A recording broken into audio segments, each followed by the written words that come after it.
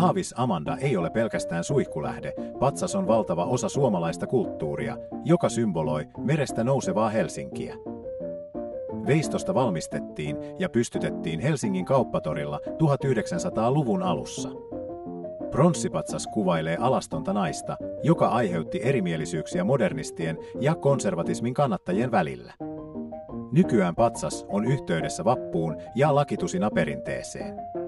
Se johtuu siitä, että Haavis Amanda paljastettiin juuri silloin, kun ylioppilaiden vappuperinteet olivat vahvistumassa pääkaupungissa. Kätevästi Esplanadipuiston pääty, minne pystytettiin patsasta, oli keskeinen paikka, missä ylioppilaat kokoontuivat jo valmiiksi vappujuhliin. Aikaisintaan Kaisaniemessä kokoontuvat ruotsinkieliset ja Ullanlinnanmäelle kokoontuvat suomenkieliset sai yhteiseen juhlakohteeseen.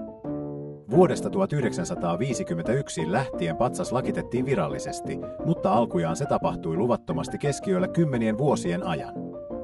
Vuonna 1978 yleisötapahtuma siirrettiin kello 18, sillä tilaisuuteen liittyy paljon järjestyshäiriöitä. Kuvanveistäjä Ville Wahlgren korosti patsaan symboliikkaa valitsemalla nimen, joka muodostuu ruotsinkielisestä sanasta hav, joka tarkoittaa meri, ja latinan kielestä sana Amanda, eli rakastettu, jolloin koko nimi tarkoittaa meren rakastettua. Haavis Amanda valikoitui lakitusina kohteeksi luontevasti, koska se oli uusi, näyttävä ja symbolisesti merkittävä patsas juuri oikeassa paikassa oikeaan aikaan.